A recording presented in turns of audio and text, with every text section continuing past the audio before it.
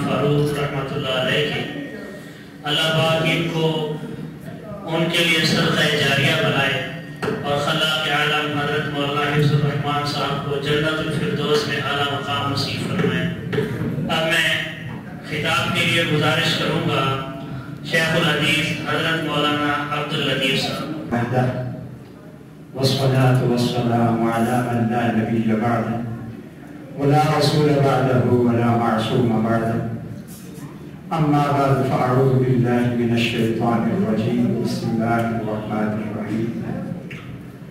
ربنا وابعث فيهم رسولا منهم يتلو عليهم آياتك ويعلمهم الكتاب والحكمة ويزكيهم إنك أنت العزيز الحكيم.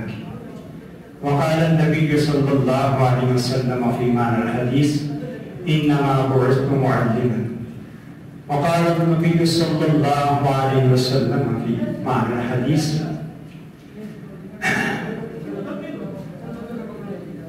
إذا اجتمع قوم في بيت من بيوت الله يتلون كتاب الله ويتدارسونه بينهم إلا نزلت عليهم السكينة وغشيتهم الرحمة وحفتهم الملائكة وذكرهم الله في من عنده أو كما قال عليه الصلاة والسلام.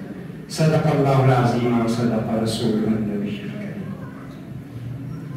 اساتذہ کی موجودگی میں بات کرنا میرے لیے بہت مشکل ہے، خصوصاً استاد جی مولانا خاتم حسین صاحب، مولانا فرید بن حقانی صاحب دامت برکاتہ عالیہ۔ آج تک مجھے یاد نہیں میں نے کبھی فون کر کے مولانا خاتم حسین صاحب کا حال احوال پوچھا ہو۔ ایک حجاب استاد جی کے شروع میں خود حاضری ہوئی یا ساتھیوں سے فون بات چیت ہوئی، استاد جی مولانا فرید صاحب کو بھی بڑے استاد جی سے فون کر لیتا ہوں، ان سے بات ہو جاتی ہے۔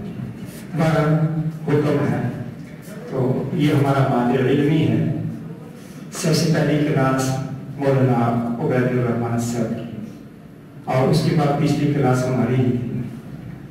تو الحمدللہ ہم نے اپنے اساتذہ سے اولى سے لے کے دورہ حدیث تک انہیں اساتذہ کے سامنے بیٹھ کر علم حاصل کیا، جو کچھ سیکھا۔ اللہ کا کرم اور ان اساتذہ کی دعائیں اور ان کی برکتیں، اللہ سے دعا ہے کہ اللہ تعالیٰ ان کا سایہ تیل دار قائم و دائم رکھے۔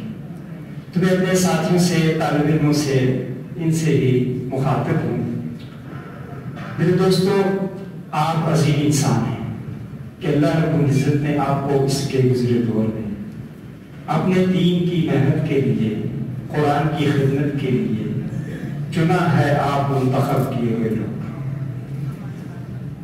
آج جب کہ مادہ پرستی کا دور ہے، لوگ مادے کے پیچھے دوڑ رہے ہیں، ظاہر ہے آپ کی بھی خواہشیں ہوں گی، آپ کے والدین کی بھی خواہشیں ہوں گی کہ ہمارا بچہ بھی کوئی دنیا کے کسی کاروبار میں جا کر بڑا مقام حاصل کرے، لیکن انہوں نے آپ کو اللہ کے دین کی خدمت کے لیے منتخب کیا، انہوں نے چنا اور آپ کا انتخاب کر کے جامعہ میں بھیج دیا۔ اب اس کے بعد ہماری ذمہ داری ہے کہ ہم والدین کے انتخاب کا کتنا پورا خیال کرتے ہیں اور اپنے اساتذہ کے علم سے، ان کی برکتوں سے، ان کی محبتوں سے، ان کی شفقتوں سے کتنا اپنا دامن بھرتے ہیں۔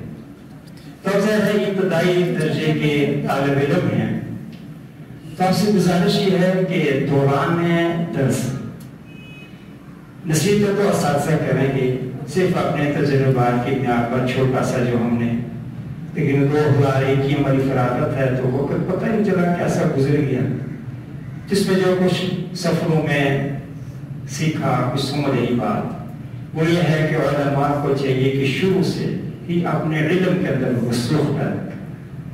اس نے مسائل میں فرمایا تھا رسوخ فی العلم والصبر، لیکن چونکہ وہ دورہ حدیث سے فارغ ہونے والے طلباء تھے یا علماء تھے جو مختلف محاذوں پہ کام کر رہے ہیں، ان کو نصیحتیں تھیں۔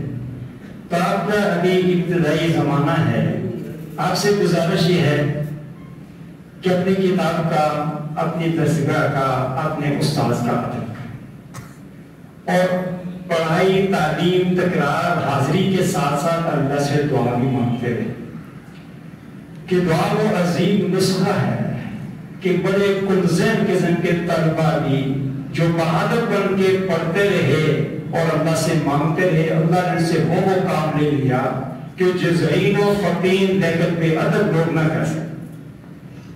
سبب میں سب سے آگے سبق سنانے میں زبان کے بڑے ماشاءاللہ تیز، لیکن چونکہ استاد کا ادب نہیں کیا، تذکرہ کا ادب نہیں کیا، کتاب کا ادب نہیں کیا، تو اللہ نے ان سے دین کا کام نہیں۔ مختلف جگہ پہ وہ کام کرتے نظر آ جائیں گے، لیکن مسجد مدرسے دین کی کسی بھی شعبے کے ساتھ الا ماشاءاللہ وہ کام۔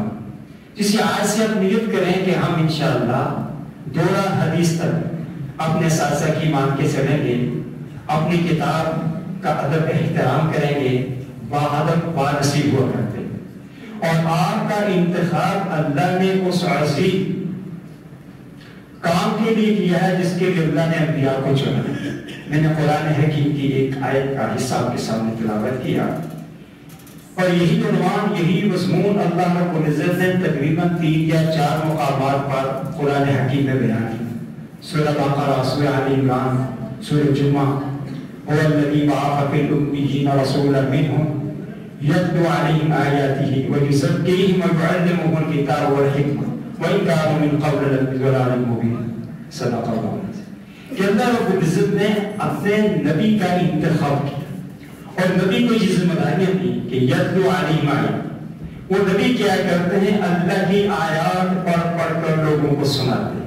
قرآن اللہ کو پڑھ لوگوں کو پڑھ کے سناتے ہیں اور حکمت و دانش کی تعلیم دیتے ہیں۔